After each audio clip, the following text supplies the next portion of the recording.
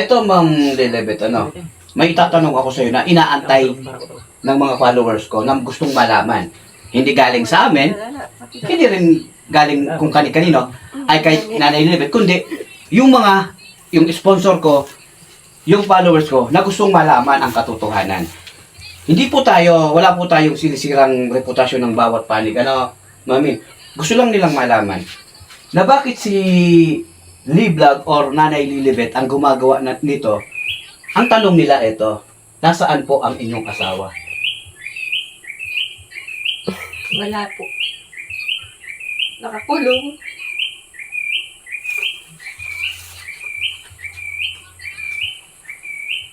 Pwedeng kwento mo, Mami, bakit? Privado nilang natin. Credit na lang. Okay, sorry. So, isa lang ang siguro, may mga rason naman si Nanay Lilibet na maisip privado yung So, ngayon po, mga nagtatanong, kaya si Nanay walang katulong sa pag-aabaka, no? Dahil, ganyan nabanggit niya, nakakulong daw. So, hindi natin ungkatin kung bakit paano. And isa lang ang malinaw na si Nanay talaga ang naghahanap buhay para sa kanyang pamilya. Kung may gusto kang iparating sa ating mga followers, sa mga followers mo, Ma'am Lilibet, iparating mo, sabihin mo, baka may makatulong sa'yo, sa anak mo. Natutulong po yung bunso ko pong anak ngayon is napa-enroll ko po.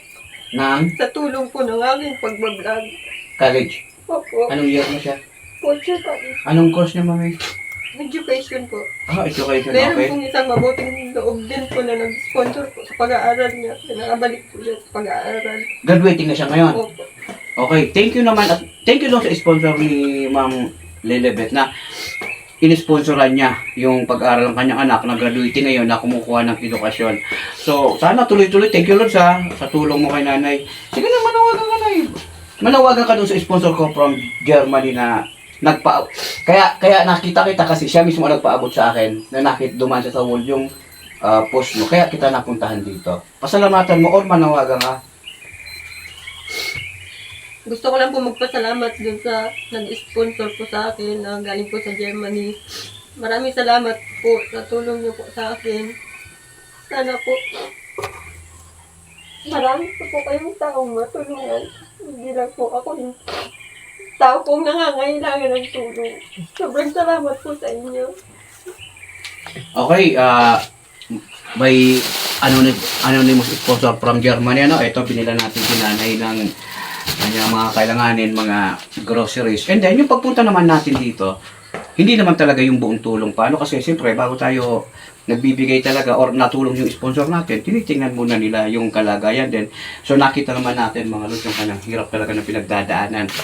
Yung pagbaba pa lang dito, ang hirap na. Paano pa yung aakyat ka, pauwi ka na may pasan-pasan kang malaking bigkis ng abaka. Paano mo kinakaya yun, Mami? Ikaw mismo nagbubuhat, paakyat doon? Ako po lahat. Ako po yung gumagawa ng ganito. Lahat po. Ako po yung nagtanggal ng damo. Ako po yung lahat po ako. Ito, buong anong to? Hanggang doon po po. Yan sa dulo po sa Ang doon. hirap, So, dumaan ako kay PBM Adrian Torsilino, sa Kilikilihan San Miguel, kasi gusto kong makausap. Sana, para maiparating ko rin sana yung concern, kasi isa rin siyang abakalero, ang puso niya, yung pag-aabaka din. And panawagan din natin, sa mga nakaupo sa gobyerno, sana naman mabigyan natin ng atensyon yung mga katulad ni Nanay, yung mag-isang tinataguyod yung pangangailangan ng kanyang pamilya. Hindi lang Nanay, lahat ng nag-aabaka, kasi sila sa bumubuhay ng isla natin, sila nagbibigay ng malaking kabuhayan kung tutusin din, malaking ekonomiya din ang naiambag nila. Panawagan naman sa mga nakaupo sa gobyerno, tutukan naman natin yung mga mag-aabaka. Sana matulungan naman natin. And PBM Adrian, saludo ako sa iyo, sir, sa pagmamalasakit mo sa mga nag-aabaka. Sayang nga lang hindi tayo nagpang-abot. Pero alam ko makikita rin tayo. Gusto ko rin ma-meet ka para maipaarating ko rin sa iyo yung concern. Okay, muli ito si Nanay Lilibet Tornilla alias also known as Lee Vlog, I-follow nyo rin mga Lord, support nyo rin siya. naghahanap buhay, nagbablog para din sa kanyang pamilya. Pasalamat ka, mami. Invite mo rin sila.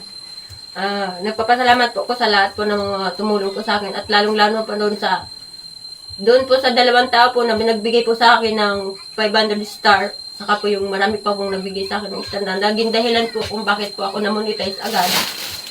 Saka sa mga followers ko po, thank you po sa pag-unawa niyo sa akin.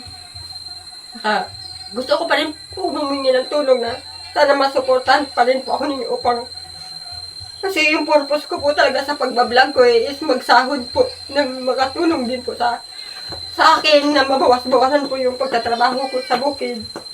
Maraming salamat po sa lahat ng suporta niyo po sa akin. Okay, ang panawagan ng isang ina na mag-aabaka, no? So, sana matulungan natin. Okay, muli, Barangay PBR Summit, Biga, Catanduanes. Have a nice day, mga Lods.